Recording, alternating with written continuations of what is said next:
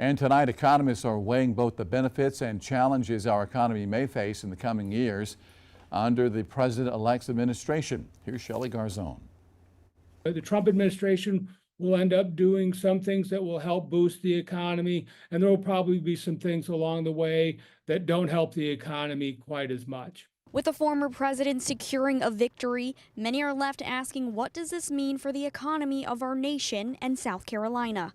Scott Baier, chairman of the economic department at Clemson University, says there are both pros and cons. One positive thing that could come out is that President Trump is using tariffs as a means to negotiate a fair trade practices from other countries, and he may get China to play more fairly and to cooperate, and we get better trade deals with that. And so we might not get the higher tariffs. We may get better trade deals coming out of that. Baier emphasizes that improved trade negotiations could benefit consumers by making goods and services more affordable. He also says we have to be cautious of potential pitfalls. One of my concerns would be what happens with the overall deficit.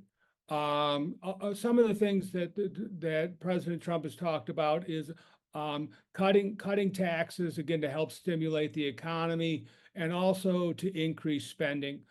That could end up being, it would lead to larger deficits. And again, that we're already on an unsustainable path in terms of where the deficit is going, and that would be a concern. To better the economy here in South Carolina, Baier believes the president-elect should do the following. I think the best thing that could happen for the economy in South Carolina is the elimination of the costly regulations that could help small businesses.